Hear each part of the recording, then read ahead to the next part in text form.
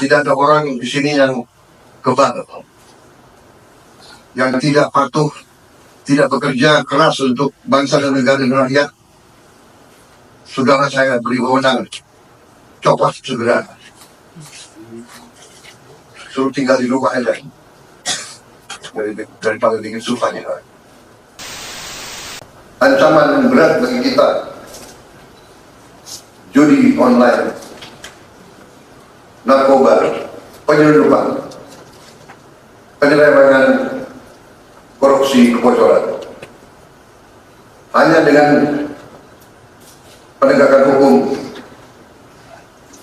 yang tegas dan intelijen yang baik, bukti-bukti yang kuat bisa kita segera sepakati mana adalah kepentingan nasional yang inti, mana adalah kepentingan nasional yang vital bagi kelangsungan hidup bangsa kita. Kita masing-masing punya kepentingan politik masing-masing. Kita masing-masing punya kepentingan kelompok masing-masing. Tapi manakala kita sudah bicara tentang bangsa dan negara, kita harus sepakati kepentingan nasional yang vital.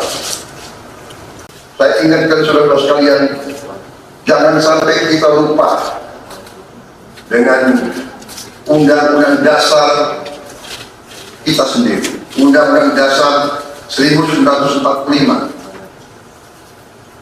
yang jelas dalam pembukaannya tertera tujuan-tujuan nasional kita, di mana tujuan-tujuan nasional kita yang sangat jelas oleh pendiri-pendiri bangsa kita. Tujuan pertamanya adalah melindungi segenap bangsa Indonesia dan seluruh tumpah darah Indonesia. Ini tujuan nasional yang pertama. Janganlah kita bangga menjadi anggota G20 kalau rakyat kita masih banyak yang miskin, masih banyak yang lapar. Mencerdaskan kehidupan bangsa mutlak. Pendidikan bagi kita adalah prioritas yang sangat tinggi. Yang penting kita bekerja dengan efisien. Yang penting kita tidak bekerja dengan seenaknya.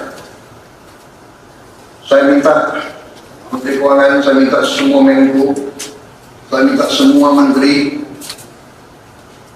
telusuri lagi alokasi APBN, pelajari lagi DIPA, pelajari lagi.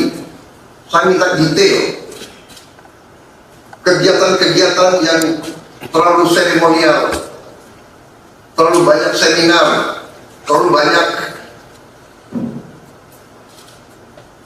salah sehat, terlalu banyak konferensi, terlalu banyak perjalanan luar negeri, mohon dikurangi. Kita harus memberi contoh. Fokus kita adalah pembangunan ekonomi, kesejahteraan rakyat ke dalam. Jangan mengada-ada studi banding belajar pramuka ke negara lain. Saya minta efisien. Ada pembicaraan oleh rakyat kita bahwa birokrasi pemerintah kita sering mempersulit, bukan mempermudah keperluan rakyat. Bahkan ada yang mengatakan kalau bisa dibikin sulit, kenapa dibikin mudah? Ini saya minta menteri-menteri sekarang, mari kita lebih berani, mari kita lebih tidak ragu-ragu untuk memberi pelayanan yang terbaik kepada rakyat kita. Jangan ragu-ragu kalau saudara tidak puas dengan pejabat-pejabat di bawah Anda, laporkan segera kita ganti. Begitu banyak orang yang mau mengambil. Tidak ada orang di sini yang kebal, yang tidak patuh, tidak bekerja keras untuk bangsa dan negara dan rakyat. Saudara saya beri wewenang, copot segera. Suruh tinggal di rumah aja, daripada bikin susah kita. Tentunya yang saya katakan pendidikan sangat mutlak. Saya sudah panggil Menteri Pendidikan Tinggi, Sains dan Menteri Pendidikan Dasar Menengah. Kita sudah mempunyai gambaran besar bagaimana kita segera akan menyentuh semua anak-anak kita. Kita akan gunakan teknologi untuk mempercepat membawa pendidikan kepada anak kita. Demokratisasi yang paling cepat, yang paling dirasakan oleh rakyat adalah pendidikan dan kesehatan.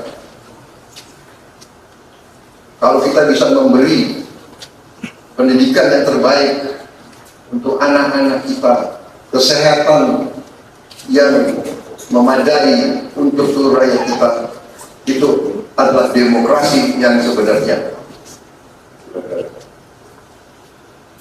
Menteri Kesehatan teruskan reformasi kesehatan, atasi kekurangan dokter dan tenaga kesehatan. Kita punya program khusus, nanti kita bahas tersendiri. Ini semua harus ditopang oleh pertahanan yang kuat, penegakan hukum yang tidak ragu-ragu. Saya minta Jaksa Agung, Kapolri, BPKP, Badan Intelijen Negara fokus ancaman yang berat bagi kita,